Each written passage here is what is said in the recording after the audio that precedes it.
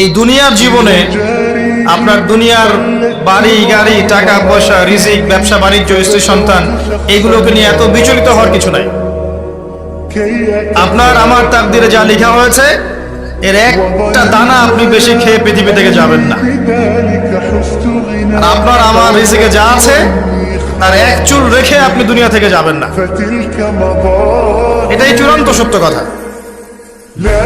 আপনি ঘুষ খান আর সুদ খান আর দুর্নীতি করেন আর মানুষের সম্পদ আত্মসাৎই করেন না কেন, যতটুকু লেখা আছে আপনার তাকদীরে এর বেশি আপনি কিচ্ছু পাবেন না।